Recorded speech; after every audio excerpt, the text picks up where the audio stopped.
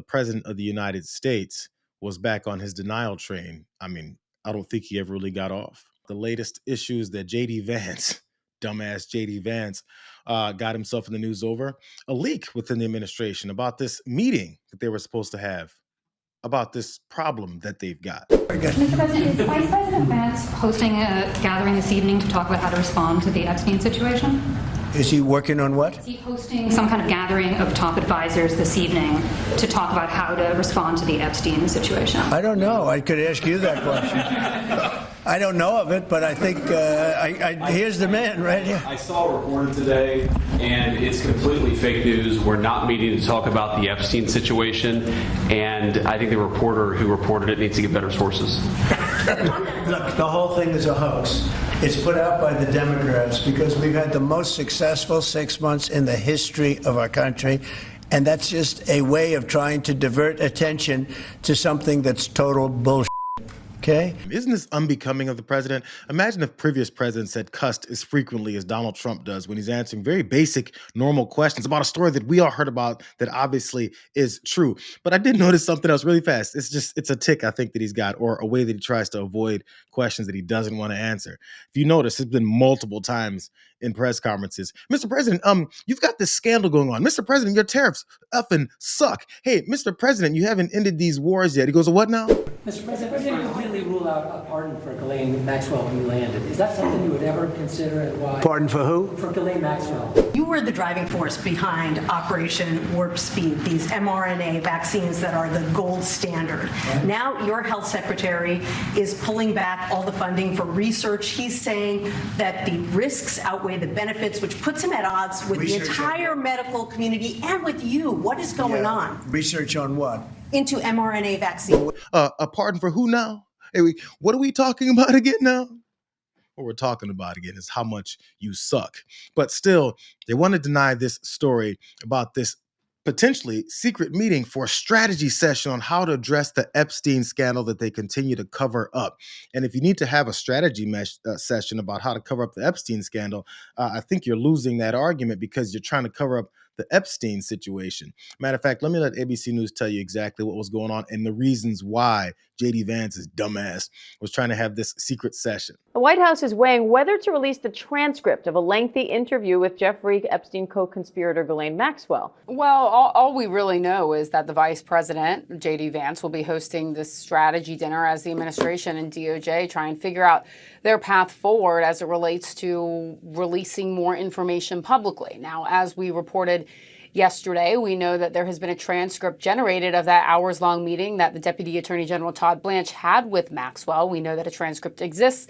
We also know that an audio recording of those meetings that occurred for 9 hours over 2 days also exists. Now, the question is, what do they release from that? We know that the DOJ has said that they would share information at the appropriate time. We also know from our sources that Maxwell didn't say anything that could be viewed as derogatory against Trump. Now, that makes sense, perhaps, given that she is appealing her conviction up to the Supreme Court. We know that she does want a pardon. Her lawyer made that clear after the 2 days of meetings, and we know that she wants to get out of prison. Yeah, the convicted sexual trafficking person wants to get out of prison. Also is making her demands to this administration because she has what they want, which is this bad get out of responsibility card that they'd like to play as well.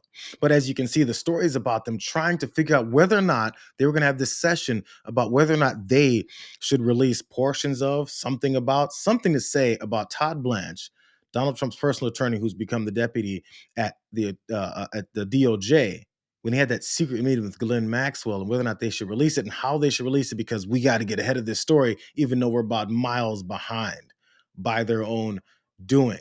But there was one person that I was expecting to maybe hear his name about why he was or wasn't there. They explained that as well. At this meeting will be the Deputy Attorney General Todd Blanche, the Attorney General Pam Bondi, FBI Director Kash Patel, and we believe the Chief of Staff, the White House Chief of Staff, Susie Wiles, will also be in attendance. Catherine, Deputy FBI Director Dan Bongino, though, is not on that list of expected attendees. What do you make of that? No, he's not. And that is an interesting thing to watch because we know that obviously he clashed with the Attorney General with people in the White House over the handling of the Epstein files. In fact, it was about a month ago where it got so bad internally that he didn't come to the office. Now, we know, at least through our reporting, that he's back and that he's been over at the FBI building, but it is telling that he hasn't appeared. At least we haven't seen him on camera. We haven't seen him arriving at any White House meetings, and that he won't be at this meeting with the vice president. There's still a lot more to learn about Bongino's role and how that's been, at least in the past month. But we haven't heard much from him, at least on this topic. The last time we talked about a meeting that had Pam Bondi, Susie Wiles, and Kash Patel, it ended in an explosion where Dan Bongino, the deputy director of the FBI, stormed out after allegations he was leaking information about the attorney general.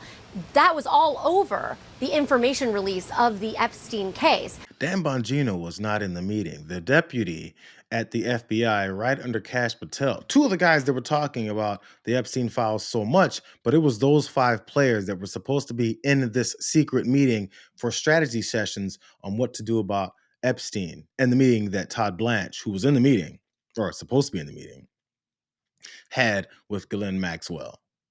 Dan Bongino hasn't been much seen or heard from. And I've been noticing that. I've been waiting to see when he pops his head back up, like, whack-a-mole before they knock his ass back out of the way. Like, shush, shut the fuck up, Dan.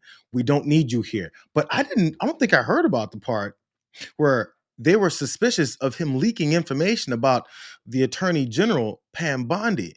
Bro, like, in the room full of thieves and criminals like this, eventually somebody's got to stop trusting the others that are there, especially when people start seeing the cracks and the incompetence that they're continuing down the road of.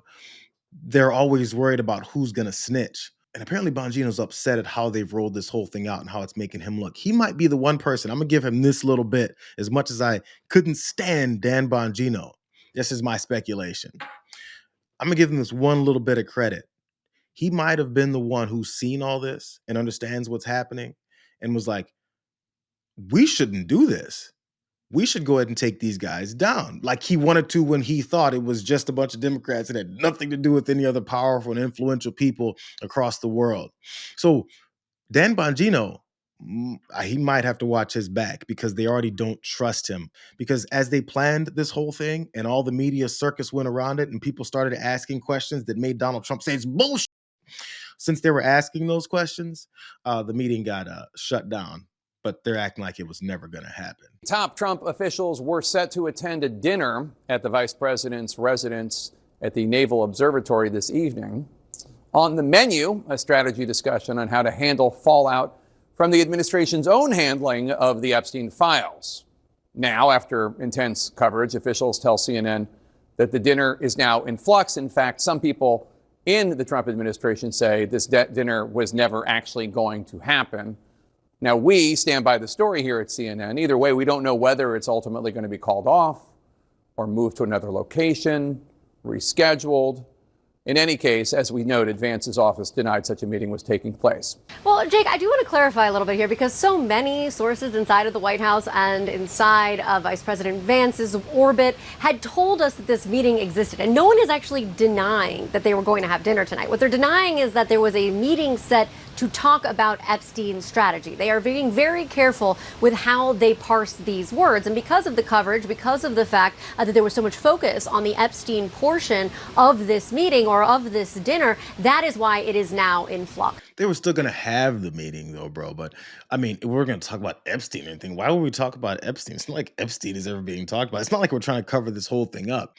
This is what so many people are still missing. And this is what I was looking for right when I heard it. You can have a secret meeting about how to approach the Epstein scandal and how you're covering it up, but no mention of the victims. No mention of what you're going to do to get to the bottom of this whole thing by talking to the victims or the victims that are no longer with us, their families, about what they went through, because that should be the main focus here, instead of literally showing we're here to talk about covering this up and maybe making this go away. They've openly said things like that.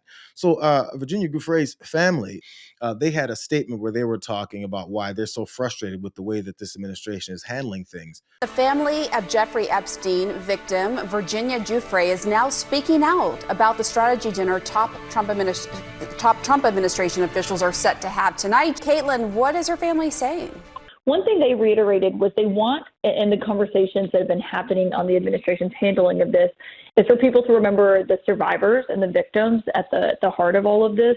And they've issued a new statement on our team's reporting last night about this meeting that is planned at the vice president's house tonight. They say, quote, missing from this group is, of course, any survivor of the vicious crimes of convicted perjurer and sex trafficker Ghislaine Maxwell and Jeffrey Epstein.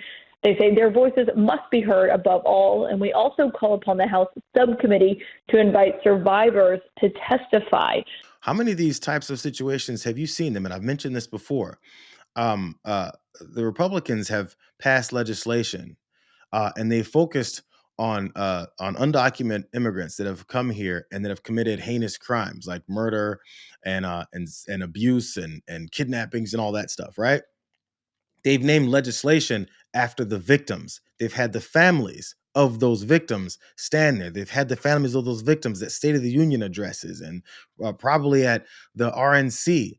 They want to showcase the victims of these crimes and the families of the victims of these crimes so that you can understand how serious this is and why they need to take action.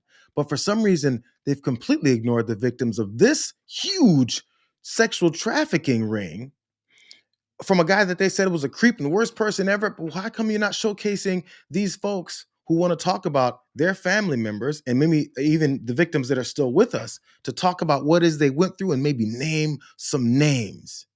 Instead, they want to talk to one of the culprits of that trafficking ring and have a secret conversation with her. Then right before having a strategy meeting on what to release about that secret conversation with her that has to do with Donald Trump saying he just might pardon her. I think it makes a lot of sense for these families and these victims to be outraged at the way that this is going, but they can't see it because they're in full cover Donald Trump's ass mode. This is like a criminal version of The Apprentice. He sends off this group to go off. Okay, you five, you're on this team. Go off and fix this for me because they're on my ass. Don't invite Dan. Bongino's going to fuck everything up. Bongino has been fired from The Apprentice of covering Donald Trump's ass on the Epstein files right now.